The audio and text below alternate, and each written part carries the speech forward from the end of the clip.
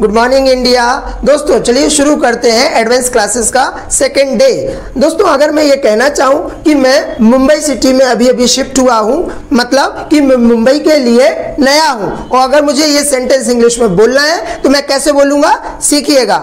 I am new to Mumbai. दोस्तों जिस city के लिए हम नए हैं, टू के बाद उस सिटी का नाम मेंशन करना है। अगर दोस्तों मैं किसी फैमिली में शिफ्ट हुआ हूं और मुझे ये बोलना है कि मैं इस फैमिली के लिए नया हूं, तो कैसे बोलेंगे, I am new to this family. दोस्तों अगर मैं मुंबई में जाकर सेटल हो गया, मैंने किसी कंपनी को ज्वाइन कर लिया, मैं वर्क करने लगा और मुझे अभी 15 या 20 दिन हुए हैं वर्क करते हुए उस कंपनी में, और कोई मेंबर मुझसे पूछ लेता है कि इस कंपनी का सीईओ कौन है, और अगर मुझे उसके बारे में नहीं मालूम है, क्यों, क्योंकि मैं इस कंपनी के लिए नया हूं, और मुझे अगर बोलना है कि मैं इस कंपनी के लिए नया हूं, तो मैं कैसे बोलूंगा, I am new to this company. दोस्तों 2-3 दिन पहले मैंने एक मार्कर खरीदा था रेड कलर का।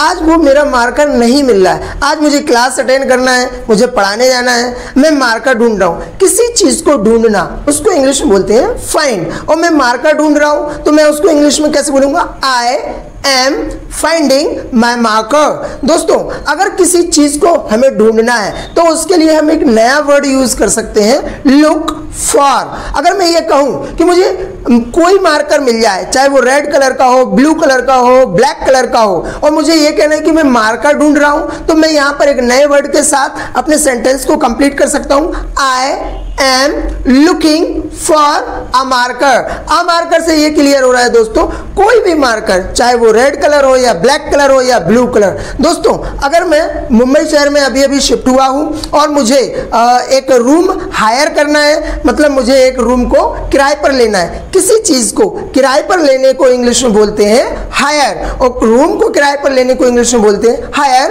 अ रूम। और अगर मैं यहाँ ये कहना चाहता हूँ कि मुझे 15 से 20 दिन हो चुके हैं, मुझे रूम नहीं मिल रहा है, मैं रूम ढूंढ रहा हूं, तो इसको इंग्लिश में कैसे बोलेंगे, I am looking for a room. दोस्तों अगर मुझे मुंबई में एक रूम मिल जाता है, वहां मैं सेटल हो गया हूं, कंपनी में जॉब कर रहा हूं, और दोस्तों मेरी कंपनी जहां पर मैंने रूम लिया है काफी दूर है, आने जाने में काफी टाइम खर्च हो जाता है, थक जाता हूं मैं जब जॉब से आता हूं, तो मैं अगर अपने दोस्त को फोन लगाकर ये कहता हूं कि यार मुझे कोई सेकेंड हैंड बाइक मिल जाए तो ज्यादा अच्छा रहेगा। अब मैं दोस्तों क्या कहना चाह रहा हूं, मैं यहाँ पर एक सेकेंड हैंड बाइक को ढूंढ रहा हूं कि मुझे कोई सेकेंड हैंड बाइक मिल जाए। उसको अगर मुझे इंग्लिश में बोलना है तो कैसे बोलेंगे, I am looking for a second hand bike. अगर दोस्तों मुझे कहना है कि मैं एक सेकेंड हैंड कार ढूंढ रहा हूं, तो इस सेंटेंस को कैसे बोलेंगे, I am looking for a second hand car. दोस्तों जब आप किसी चीज को बहुत गहराई से ढूंढते हैं, मतलब जी जान लगा देते हैं, तो उसके लिए हम बोलते हैं सर्च फॉर। क्या बोलते हैं, सर्च फॉर। जैसे आपने देखा होगा राजस्थान में कई मेंबर्स गर्मियों में पानी को ढूंढते हैं, खोजते हैं कहीं मिल जाए। तो अगर मान लो मुझे ये कहना है कि मैं यहाँ पर राजस्थान में हूँ और मैं पानी की तलाश कर रहा हूँ कि मुझे कहीं पानी मिल जाए, तो मैं इस सेंटेंस को कैसे बोलूँगा, I am searching for water. कैसे बोलूँगा, I am searching for water. दोस्तों मैं 1 साल से लाइब्रेरी ढूंढ रहा हूँ। क्यों, क्योंकि घर पे मैं बिल्कुल पढ़ नहीं पाता हूँ। आए दिन मेहमानों का आना जाना, और फिर घर के काम, घर वाले तो इतना काम करवाते हैं, पानी भर लाओ, दूध ले आओ, सब्जी ले आओ। ये अगर इनके काम करते रहेंगे तो ये हमें एक दिन लेबर की सबसे बेस्ट डिग्री देंगे कि आप लेबर के काम में सबसे फर्स्ट आए हैं। तो इसीलिए मैं ढूंढ रहा हूँ कि मुझे कोई लाइब्रेरी मिल जाए, शांतिपूर्वक मैं वहां पर बैठकर डेली पढ़ाई कर सकूं। दोस्तों जब किसी चीज की तलाश बढ़ जाए तो वहां पर हम एक वर्ड यूज करते हैं, हंट फॉर। दोस्तों अगर मुझे ये कहना है कि मैं एक लाइब्रेरी ढूंढ रहा हूं, तो मैं कैसे बोलूंगा, I M hunting for a library. दोस्तों 2 दिन पहले आपको पुणे जाना था और उस दिन आप लेट उठे और आपकी ट्रेन मिस हो गई। अब यहाँ पर मैं आपको आपके पास्ट की ड्यूटी याद दिलाता हूँ कि आपको उस दिन जल्दी उठना चाहिए था, जिस दिन आपको पुणे जाना था। अगर आप ऐसा करते तो आप पुणे पहुंच जाते। तो मैं यहाँ पर क्या कहना चाह रहा हूँ, मैं आपको ड्यूटी याद दिला रहा हूं, और वो भी कब की, पास्ट की। तो दोस्तों जब किसी इंसान की ड्यूटी पास्ट में याद दिलाना हो तो उसके लिए हम शुड हैव का यूज करते हैं। किसका यूज करते हैं? Should have. और आपको मालूम है हैव के बाद हमेशा हम थर्ड फॉर्म का यूज करते हैं। किस फॉर्म का यूज करते हैं दोस्तों?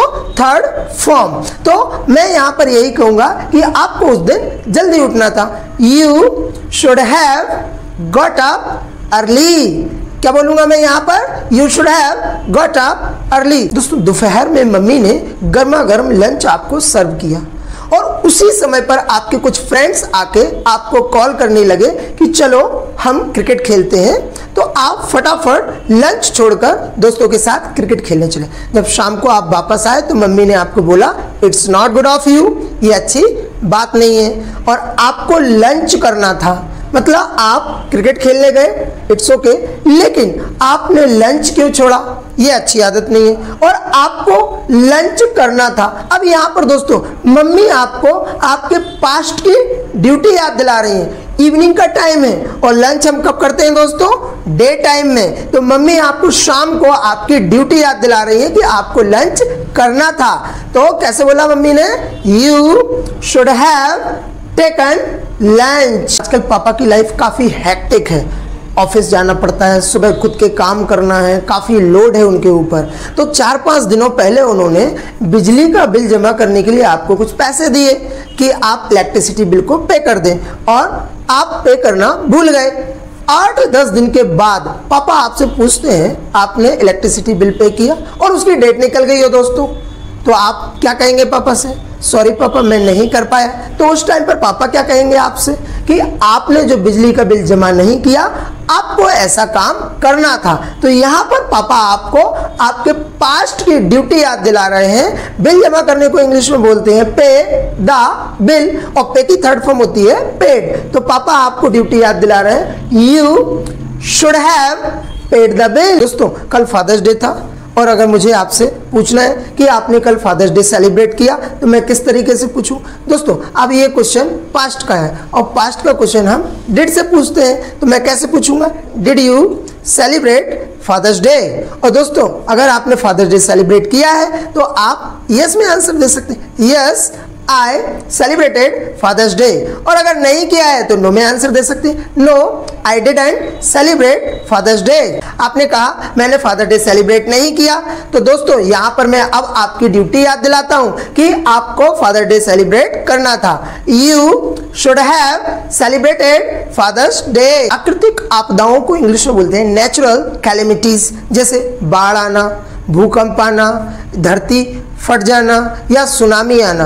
बाढ़ को इंग्लिश में बोलते हैं फ्लड और भूकंप को इंग्लिश में बोलते हैं अर्थक्वेक और सुनामी को इंग्लिश में सुनामी ही बोला जाता है और तूफान को इंग्लिश में बोलते हैं storm.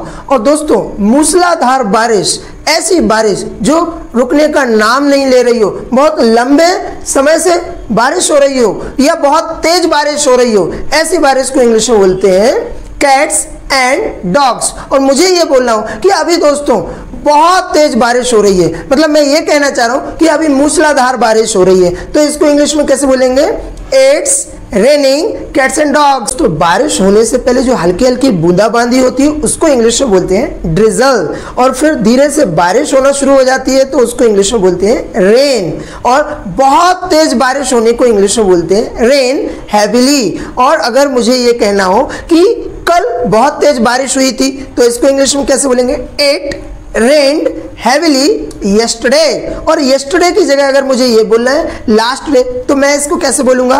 It rained heavily last day.